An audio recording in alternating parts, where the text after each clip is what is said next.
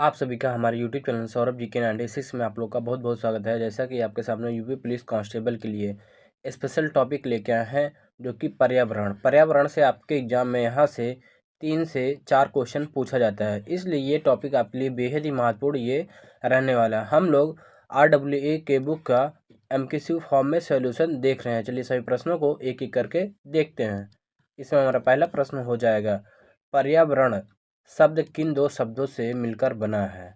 अगर देखेंगे पर्यावरण ये परि प्लस आवरण शब्द से मिलकर बना है, जो कि ऑप्शन ए राइट आंसर हो जाएगा। अगला देखेंगे, इसमें देखो है पर्यावरण के अजैविक घटक में कौन शामिल नहीं है? अगर देखेंगे देखो, मृदा शामिल है, जल भी शामिल है, वायु भी शामिल है, लेकिन पौधे शामिल नहीं हैं।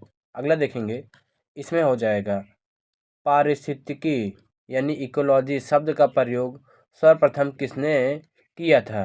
अगर देखेंगे जो पारिस्थितिकी तंत्र है, ये पारिस्थितिकी है केवल, तो ये हो जाएगा अर्नेस्ट हैकल हो जाएंगे। अर्नेस्ट हैकल इकोलॉजी शब्द का प्रयोग किए थे सर्वप्रथम।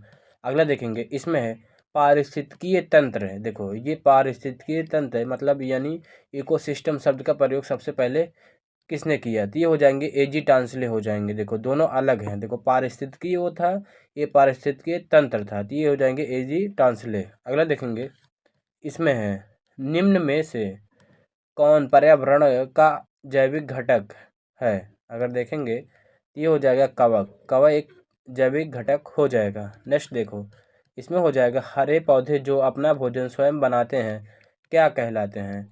ये हो जाएंगे उत्पादक यानी स्वपोषी कहलाते हैं, स्वपोषी। अगला देखेंगे, इसमें है पारिस्थितिकीय तंत्र में ऊर्जा का प्रवाह कैसा होता है? पारिस्थितिकीय तंत्र में ऊर्जा का प्रवाह ये हो जाएगा एक दिशीय हो जाता है, एक दिशीय, जो कि इसमें ऑप्शन सी हमारा राइट आंसर हो जाएगा। नेक्स्ट देखेंगे, इसमें है 10% का नियम यानी 10% लॉ किसने दिया? ये वेरी मोस्ट इम्पॉर्टेंट हो जाएगा, क्योंकि ये कई बार पूछा जा चुका है। ये आपके एग्जाम में आने की 100% संभावना हो जाएंगे। लिंडमैन ने 10% का नियम दिया था। अगला देखो, इसमें है एक पोषण स्तर से दूसरे पोषण स्तर में कितनी ऊर्जा हस्तांतरित होती है? तो राइट आंसर हो जाएगा, इसमें केवल 10% ऊर्जा हस्तांतरण होती है। अगला देखेंगे, इसमें है मृत जीवों को सड़ा गलाकर मिट्टी में मिलाने वाले जीव क्या कहलाते हैं? अगर देखेंगे तो ये हो जाएगा अपघटक कहते हैं। अगला देखेंगे, इसमें हो जाएगा निम्न में से कौन प्रकृति का सफाई कर्मी कहा जाता है? प्रकृति का सफाई कर्मी, तो ये गिद्ध को कहा जाता है। गिद्ध ये वेरी मोस्ट इम्पॉर्टेंट हो जाएगा। इन्हें क्या है, प्रकृति का सफाई कर्मी कहा जाता है। ये वेरी मोस्ट इम्पॉर्टेंट है, ये पूछा जा चुका है। अगला देखेंगे, इसमें हो जाएगा टिड्डा। ये हो जाएगा, ये टिड्डा नहीं, ये टिड्डा है। टिड्डा खाद्य श्रृंखला में किस स्तर पर आता है? किस स्तर पर आता है? तो राइट आंसर हो जाएगा ये प्राथमिक उपभोक्ता के अंतर्गत आता है। नेक्स्ट देखेंगे, इसमें हो जाएगा ऊर्जा का पिरामिड सदैव कैसा होता है? देखेंगे ऊर्जा का पिरामिड ये सदैव सीधा होता है, सीधा, यानी ऑप्शन बी राइट आंसर हो जाएगा। अगला देखेंगे, इसमें देखो है पारिस्थितिकीय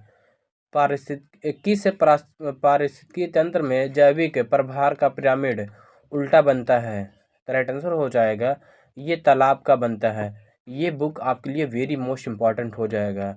रोजगार विथ अंकित बुक ये आपके लिए वेरी मोस्ट इम्पॉर्टेंट, क्योंकि यदि आप इसे शुरू से लेकर अंत तक देखते हैं तो आपका इससे एक भी क्वेश्चन बाहर नहीं जाने वाला है। यहाँ से 3 से 4 क्वेश्चन हूबहू देखने को मिलेगा, इसलिए इस क्लास को शुरू से लेकर अंत तक जरूर देखेंगे।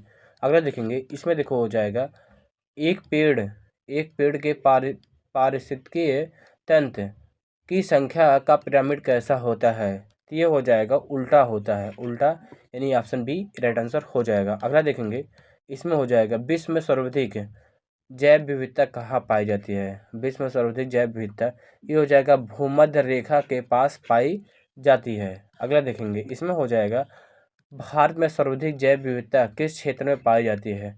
भारत में अगर देखेंगे तो हो जाएगा पश्चिमी घाट पर पाई जाती है। देखो ये हो जाएगा पश्चिमी घाट, इस साइड पर क्या जैव विविधता ज़्यादा पाई जाती है? पश्चिमी घाट पे।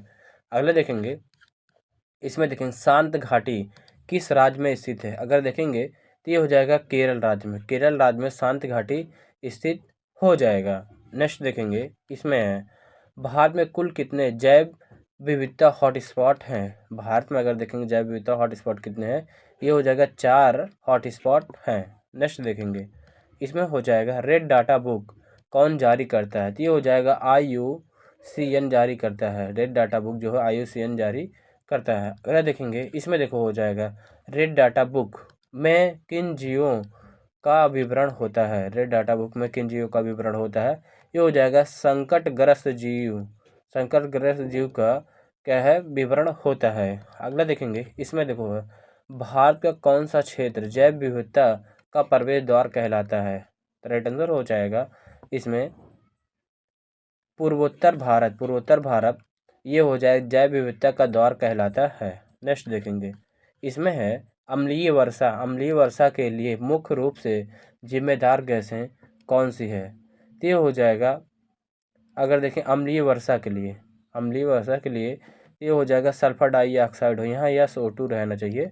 SO2 और नाइट्रस ये हो जाएगा NO2, ये सही हो जाएगा, यहाँ SO2 रहना चाहिए, ये हो जाएगा। अगला ऑप्शन बी इसमें सही है। अगला देखेंगे, इसमें है आगरा। आगरा के ताजमहल के पीले पड़ने का मुख्य कारण क्या है, तो ये हो जाएगा मथुरा के रिफाइनरी से निकलना, ये क्या है SO2 रहेगा, SO निकलना इसका मुख्य कारण हो जाएगा। देखो इसमें है वायु प्रदूषण का सबसे अच्छा प्राकृतिक सूचक कौन है, तो हो जाएगा लाइकेन है। लाइकेन जो कि ऑप्शन इसमें सी राइट आंसर हो जाएगा। अगला देखेंगे, इसमें देखो है ग्रीन मफलर किस प्रदूषण से संबंधित है, तो ये हो जाएगा ध्वनि प्रदूषण से संबंधित हो जाएगा।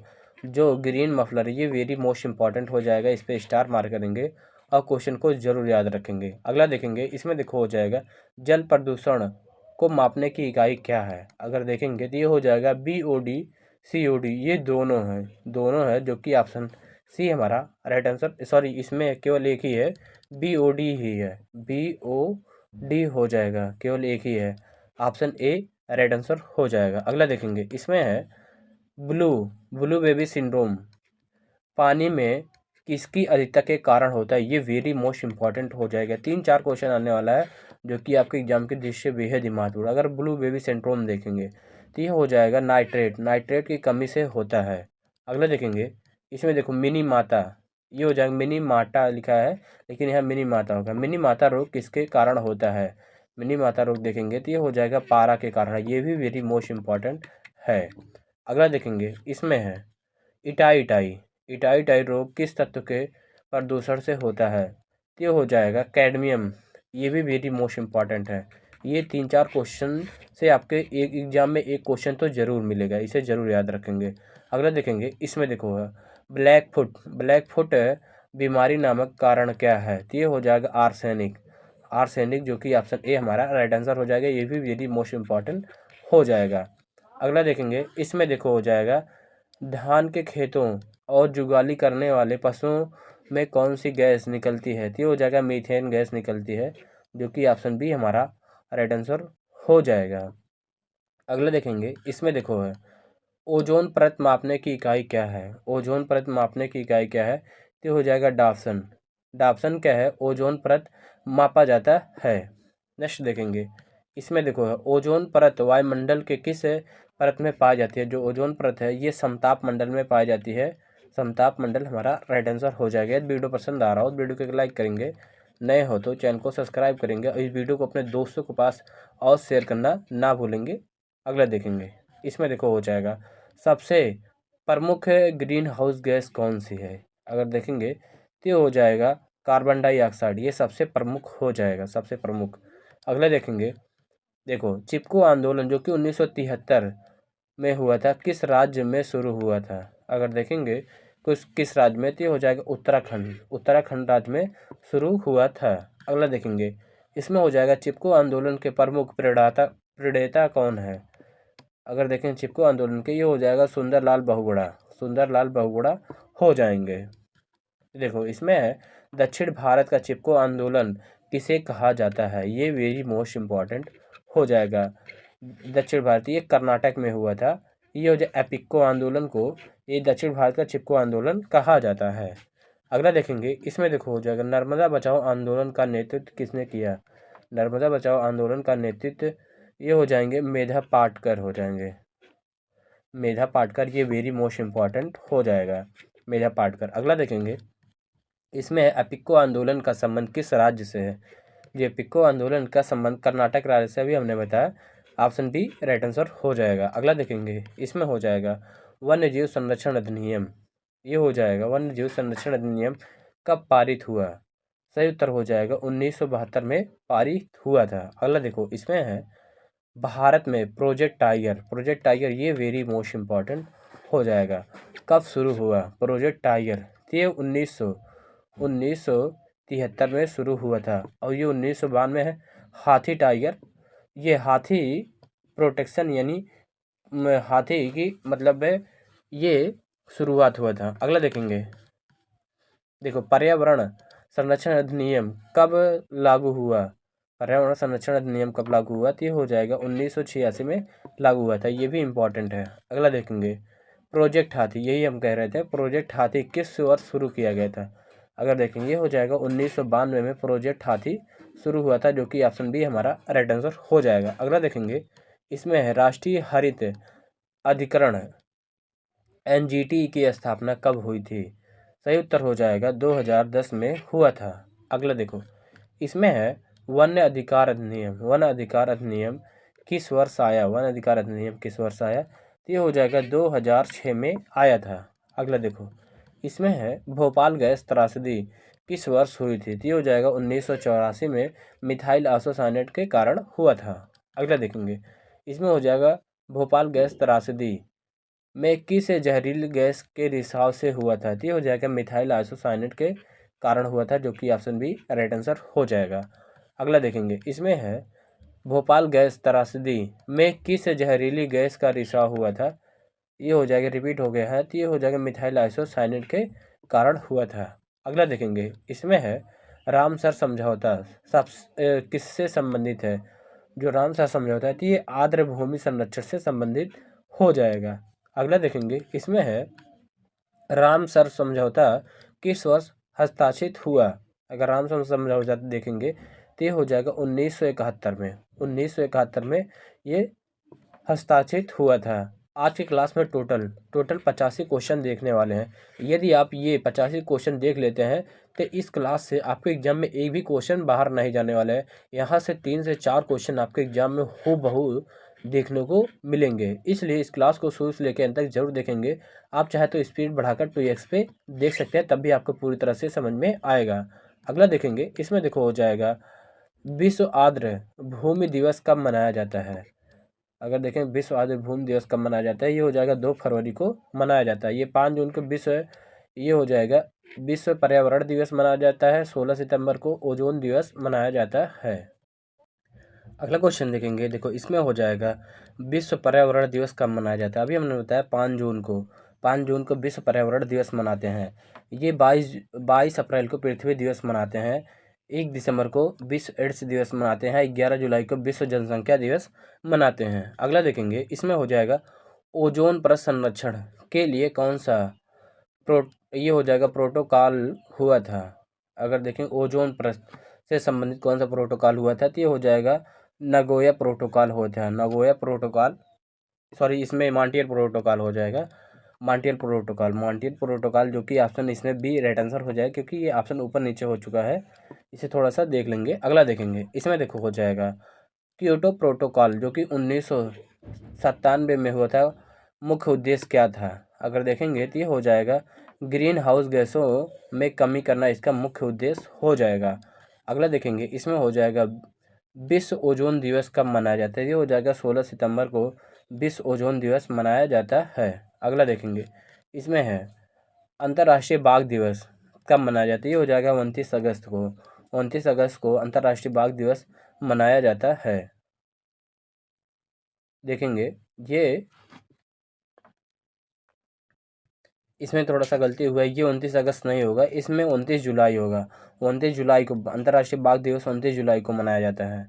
अगला देखेंगे, इसमें देखो हो जाएगा विश्व जल दिवस कब मनाया जाता है। तो ये हो जाएगा विश्व जल दिवस, देखेंगे तो ये 22 मार्च को विश्व जल दिवस मनाया जाता है, जो कि ऑप्शन ए हमारा राइट आंसर हो जाएगा। और ये 22 अप्रैल को पृथ्वी दिवस और ये 22 मई को जैव विविधता दिवस मनाया जाता है। ये तीनों इम्पॉर्टेंट हो जाएगी। इसे देखो, ये जल दिवस मनाया जाता है 22 मार्च को, पृथ्वी दिवस ये 22 अप्रैल को, और 22 मई को ये जैव विविधता दिवस मनाया जाता है। ये तीनों इम्पॉर्टेंट है। अगला देखेंगे, इसमें देखो हो जाएगा विश्व पृथ्वी दिवस कब मनाया जाता है। तो ये हो जाएगा 22 अप्रैल को विश्व पृथ्वी दिवस मनाया जाता है। ये 22 मार्च को जल दिवस और ये 5 जून को विश्व पर्यावरण दिवस, 16 सितंबर को ओजोन दिवस मनाया जाता है। अगला देखेंगे, इसमें हो जाएगा अंतर्राष्ट्रीय जैव विविधता दिवस कब मनाया जाता है। अंतर्राष्ट्रीय जैव विविधता दिवस ये हो जाएगा 22 मई को। 22 मई को अंतर्राष्ट्रीय जैव विविधता दिवस मनाया जाता है। अगला देखेंगे, इसमें हो जाएगा विश्व जनसंख्या दिवस कब मनाया जाता है। अभी हमने बताया 11 जुलाई को विश्व जनसंख्या दिवस मनाया जाता है।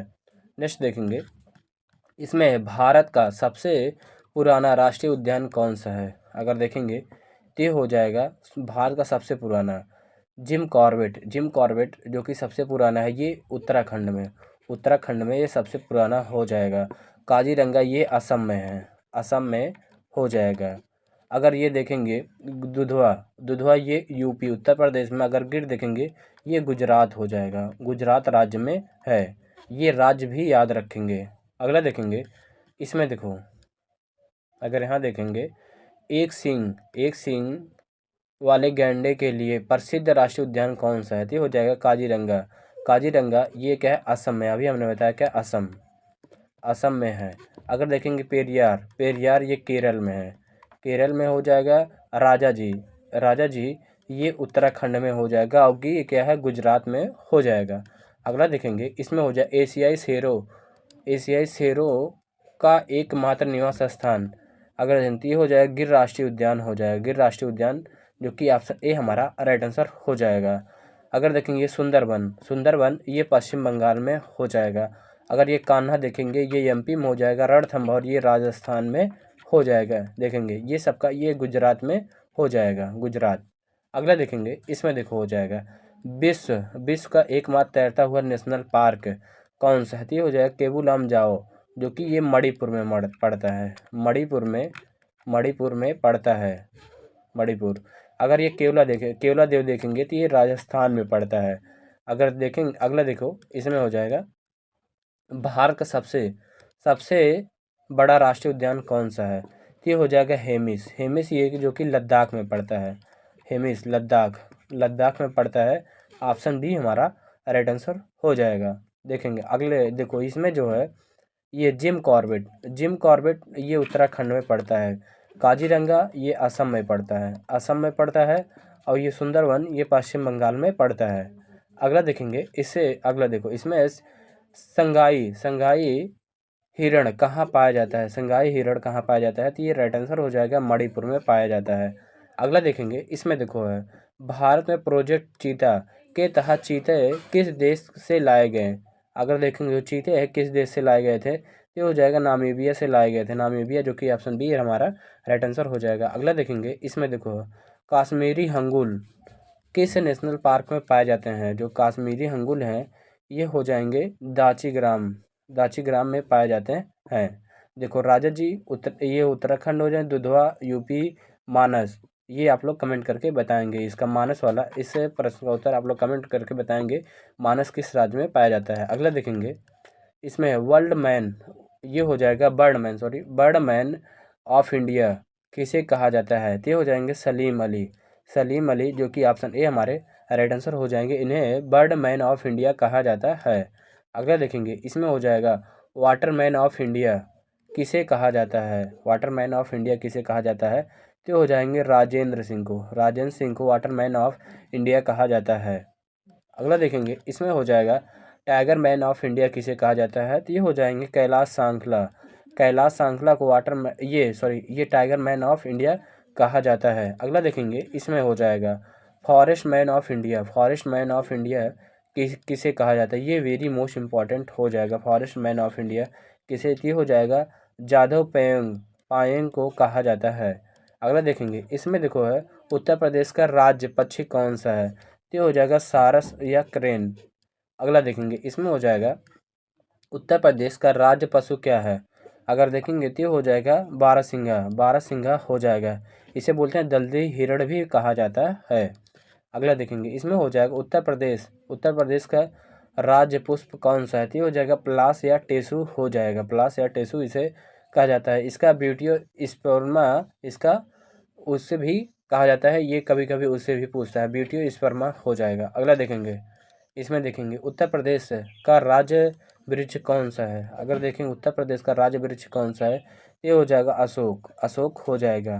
नेक्स्ट देखेंगे, इसमें देखो है उत्तर प्रदेश में कुल कितने टाइगर रिजर्व है 2025 के अनुसार हमें बताना है। कुल कितने टाइगर रिजर्व है, तो ये हो जाएगा 4 हो जाएगा, 4 जो कि ऑप्शन सी राइट आंसर है। नेक्स्ट देखेंगे, इसमें देखो है उत्तर प्रदेश का सबसे नया यानी चौथा टाइगर रिजर्व कौन सा है। अगर देखेंगे चौथा टाइगर रिजर्व कौन सा है, तो ये हो जाएगा रानीपुर, रानीपुर हो जाएगा। नेक्स्ट देखेंगे, इसमें है देखो बब्बर शेर सफारी, ये हो जाएगा लायन सफारी, उत्तर प्रदेश के किस जिले में स्थित है। ये वेरी मोस्ट इम्पॉर्टेंट हो जाएगा। अगर देखेंगे किस जिले, तो हो जाएगा इटावा में हो जाएगा। अगला देखेंगे, इसमें है उत्तर प्रदेश में कुल कितने रामसर साइट हैं। अगर देखें उत्तर प्रदेश में कुल कितने रामसर साइट हैं, तो ये हो जाएगा 10 है, 10 जो कि ऑप्शन सी हमारा राइट आंसर हो जाएगा। अगला देखेंगे, इसमें है बखीरा वन्य जीव अभ्यारण्य जो कि रामसर साइट है,